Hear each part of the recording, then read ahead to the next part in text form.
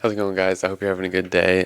Today we're going to be talking about what does it look like as a child of God? How do you act, and how do you like get to the point where you act that way? So, as you know, if you follow my Instagram, you know that I broke my nose recently.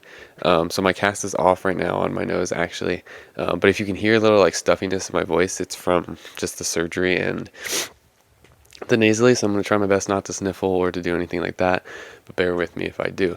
So let's get right into this video. So being a child of God, I was just reading this morning, 1 John 3, and it's talking about what are the evidences of being a child of God, and what does that look like, and how do you practice that?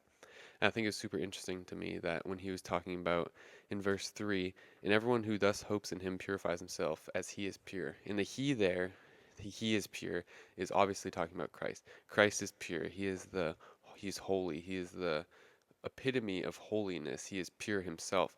So if we are trying to be like Christ, if we are trying to be, as a child of God, be like him, because that's what we are. Christian, you break it down, it means little Christ. So if we're trying to be the little Christ, what are we trying to do? We are trying to be most like him, and so if we want to be like him, we have to be pure. Now, as we all know, are we going to be pure perfectly? Absolutely not. We're not even going to be close to that. But we have to purify ourselves. And when I read that, I was like, okay, purify yourself. What does that look like? What does purifying yourself look like? And that like took me for a second. I was like, it's just like it's honestly just little things. Like, for example, music you listen to.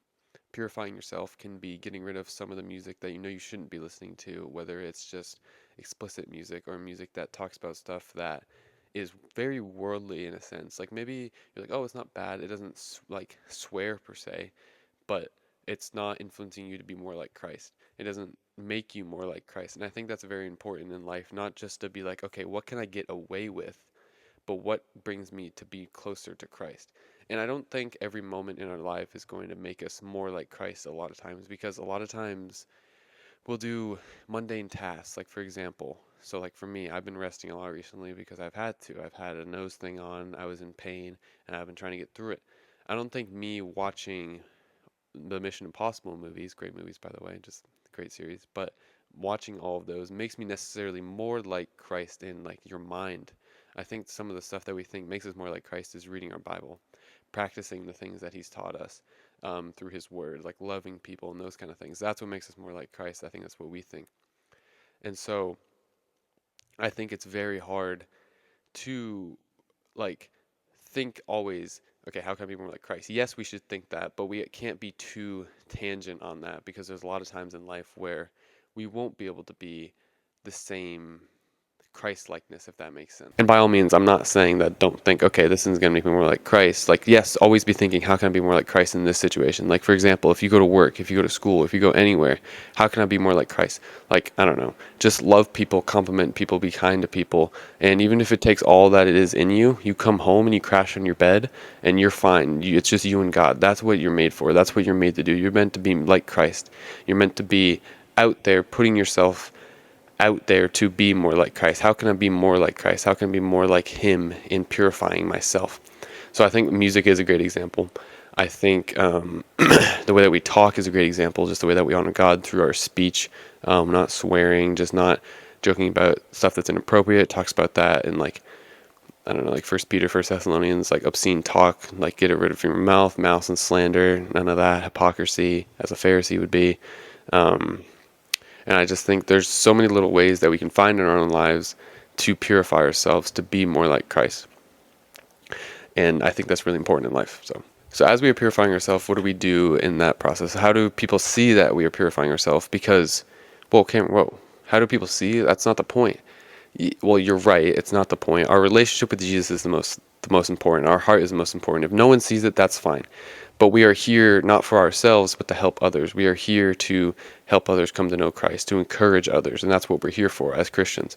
So what do we do in this time? How do people see that we are righteous? And so actually in 1 John 3:2, it's also talking about this when he says, in verse 9 and 10, no one born of God makes a practice of sinning, for God's seed abides in him, and he cannot keep on sinning because he has been born of God. So I just want to pause right there. Actually, I was going to keep going, but so reading that just off rip, like, it may sound like, what do you mean? So if I'm of God, I can't keep sinning? No, that's not the point. And it's not a keep sinning. I shouldn't have said it like that. But that I'm not going to keep sinning. That's not true. You're going to keep sinning when you are after you are saved and after you are a child of God. But it means that practicing sin. So, for example, if I sorry, if I am constantly indulging in these sins and I'm not caring, I'm not repentant, I don't have that like repentant heart, that is practicing a sin. That is going after the sin. That is pursuing that sin, and that is keep on sinning per se, as it says here.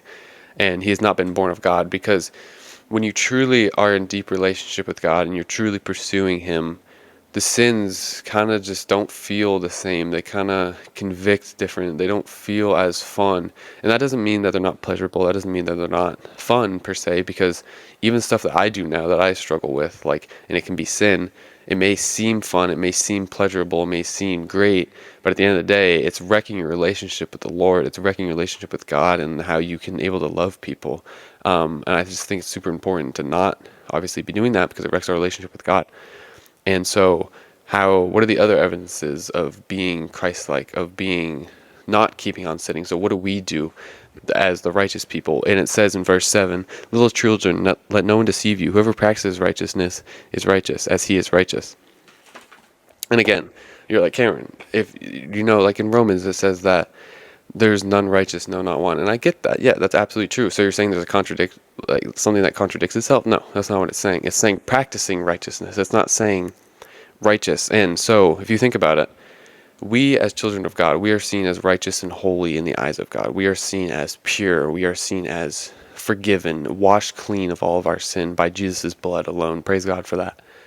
And so we are seen as righteous, and that's what he sees.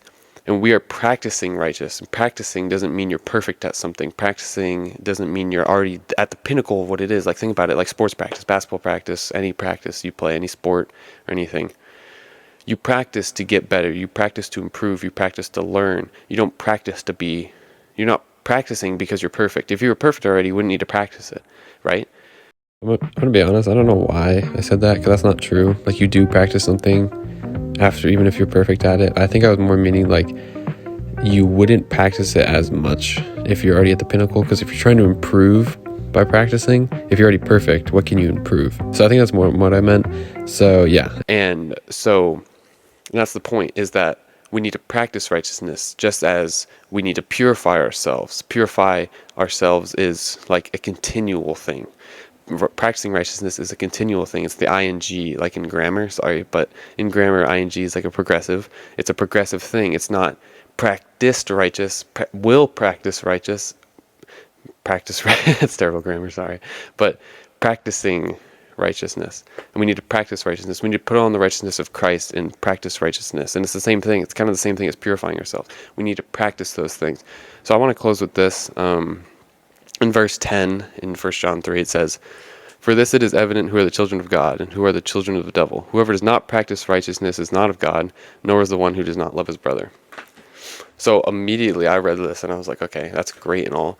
But immediately the first thing that stuck out to me was does not love his brother. And I think the reason that stuck out to me so much is that because it's talking about righteousness, practicing righteousness, do not keep on sinning, okay, emphasizing that point, and then it just chucks in there, does not love his brother, and it's like, what? Why is that just chucked in there? And this continual theme that you just see throughout the Bible that just hammers into you, that God is trying to tell you, is that, like, love binds together all things. Loving people binds together all things. So if we're not loving people, if we're not loving others, that it doesn't all matter. It's like 1 Corinthians 13 talk about. When people think about 1 Corinthians 13, we think about like marriage. We think about verses 6 through, I think it's like 11 or something, like love is patient, love is kind, those kind of things. And you think about like relationships and stuff. But you also need to think about the first, like, I think it's 4 or 5 verses in that when it's talking about if I do this, I am without, if I do this without love, I'm like a clanging cymbal. Like, there's no point, basically, is what it's saying. And so if we're doing stuff without that, there's no point. And I think that's why it's so cool that chucks us in here. John chucks us in here that not like, nor is the one who does not love his brother. That means you're not of God. If you lack the love, if you lack the love to others, if you lack that natural compassion that just like drives your heart to just do stuff for people, it's saying you're not of God. Like, that's such a convicting statement that we Christians us Christians, we just lack this thing that just to love others so often, because we're just going off how we feel, how we want to act, how we just are doing that day. You could have a terrible day and you're just like, no, absolutely not. I'm not doing that. But we're saying we're not of God if we're doing that. Like that's so convicting. That's just mind blowing to me, that just love, that one thing.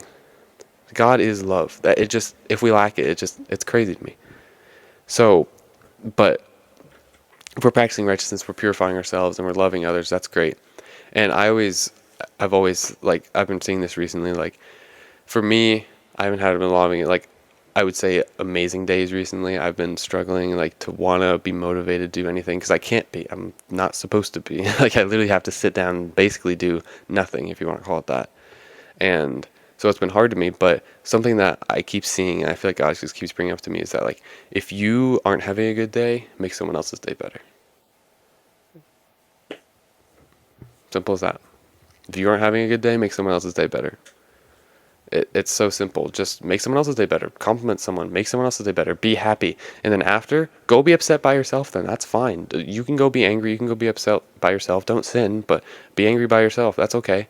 But make someone else's day better. So I want to leave you guys with that. I'm just going to end the video here. So I appreciate you guys watching.